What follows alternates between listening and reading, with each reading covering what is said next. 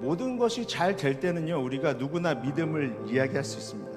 그런데 그 당시에는 대단한 것처럼 보일 수 있고 하나님이 나의 기도에 다 응답해 주신 것 같고, 광야를 진짜 경험해 보지 않고 장담할 수 없다는 거예요. 고난의 순간을 통과하다 보면 진짜 나의 모습이 드러나기 시작합니다. 나의 교만함, 추함, 나의 욕심. 우리가 평안한 시기를 살 때 성경은 조심하라고 합니다. 꾸역꾸역 은혜 가운데 나아가는, 하나님 앞으로 나아가는 것. 우리가 사방으로 우겨쌈을 당하여도 쌓이지 아니하며 답답한 일을 당하여도 낙심하지 아니하며 박해를 받아도 버림받지 아니하며 거꾸러뜨림을 당하여도 망하지 아니하고, 우리가 항상 예수의 죽음을 몸에 짊어짐은 예수의 생명이 또한 우리 몸에 나타나게 하려 함이라.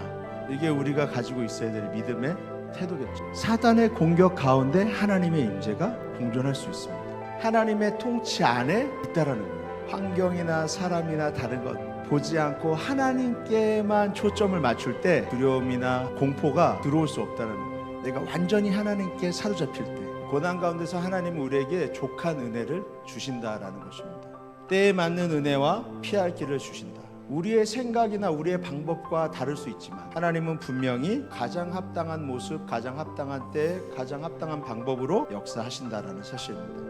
우리가 자라가야 할 부분에 있어서 우리를 그렇게 붙잡아 주시고 다시 격려하시고 세워주셔서 그것을 배우고 넘어갈 수 있도록 도와주시는 하나님이라는 거예요. 폭풍 우 가운데서 하나님을 신뢰하는 법을 배워야 된다. 그것을 통해서 우리가 배울 수 있는 것, 그것을 통해서 잘할 수 있는 것, 그것을 통해서 하나님의 영광을 보게 되는 것, 그것을 통해서 하나님을 더 깊이 알게 되는 것, 가장 큰 은혜고 축복이라는 사실입니다. 그 일을 얼마든지 해주실 수 있어요. 문제가 해결되는 것 자체가 하나님에게 있어서 우선순위가 아니라는 거예요. 그 문제를 해결해 주시는 그 하나님, 예수님의 사랑과 관심, 거기에 대한 이해, 깨달음, 성장, 하나님을 깊이 알아가는 것, 하나님과 예수님과의 연합됨 가운데 더 나아가는 것이 축복이라는 사실입니다. 우리가 그렇게 기도하지 못하고 있는 순간에도 우리 예수님이 우리를 위해서 기도하고 계신다는 사실입니다. 그 사실을 아는 것이 너무 중요합니다. 하나님은 우리가 어디에서 온 존재인지 압니다. 우리는 흙에서 온 존재예요. 그래서 우리가 연약할 수밖에 없다는 것을 주님은 아세요. 그래서 주님은 항상 우리를 위해서 간구하시는 거예요. 우리를 위해서 중보해 주시는 거예요. 우리가 그럴 수밖에 없는 존재, 넘어질 수밖에 없는 존재, 유혹에 흔들릴 수밖에 없는 존재라는 그 한계를 갖고 있는 존재라는 것을 아시기 때문에 우리가 시험에 들지 않도록, 믿음에서 떨어져 나가지 않도록 계속 중보해 주신다는 사실입니다. 제자들의 마음이 완전히 깨어진 다음에 이제 오시죠. 완전히 절망스러운 상황 가운데서 오십니다. 완전히 깨어졌을 때 그 주님의 마음에 닿는 거죠.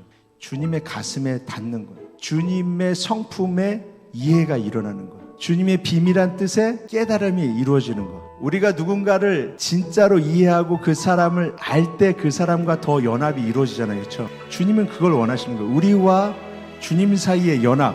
우리는 이 세상에서 살 것이 아니라 이 세상에서는 천국에 가서 살 것을 준비하는 곳이거든요. 이 세상에서 할 것은 천국에서 살아갈 삶을 준비하고 훈련하는 거예요. 주님의 마음에 더 가까이 가는 것이고, 주님의 마음과 더 연합을 이루는 가운데 천국의 삶을 소망하면서 준비하는 거죠. 주님은 우리한테 그걸 원하시는 거죠. 우리가 인생의 폭풍우를 만났는데 주님이 옆에 계심에도 불구하고 찾지 않는, 내 스스로 해결해 보겠다라고 하는 그런 가운데서는 주님이 역사하실 수 없다, 나타나실 수 없다라는 거죠. 도우실 수 없다는 거죠. 주님은 완전히 우리가 그 가운데서 깨어지고 주님만을 바라보고 붙잡고 의지하고 시선을 그분께 완전히 맞추고 그분과의 연합 가운데 들어가기를 사모할 때 우리에게 가장 합당한 방법으로 역사해 주신다는 사실입니다. 선택이 우리에게 달려있다는 거예요. 내가 주님을 붙잡을 것인가? 문제 가운데서 주님을 찾을 것인가? 그렇지 않을 것인가? 주님 안에 거하는 법을 배우려면 주님을 불러야 되겠죠.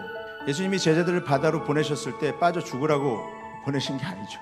건너가라고. 완전히 시선을 고정할 때 그 물 위를 걸을 수 있는 역사가 나타나는 거죠. 주님을 찾으면 주님이 우리를 온전케 하시고 그 믿음을 귀하게 보시고 상을 주신다는 거예요. 주님을 신뢰하기 시작하면 직접 노를 저어서 건너가려고 애쓰는 것보다 훨씬 빠르게 그냥 하나님을 온전히 붙잡고 하나님께 완전히 집중할 때 그게 능력이 되는 것 같아요. 폭풍우와 주님 사이에서 균형을 잡는 게 아니라 전적으로 주님을 바라보고 주님의 마음에 닿은 그 사람의 인생 가운데 폭풍우를 멈춰 주시는 줄 믿습니다.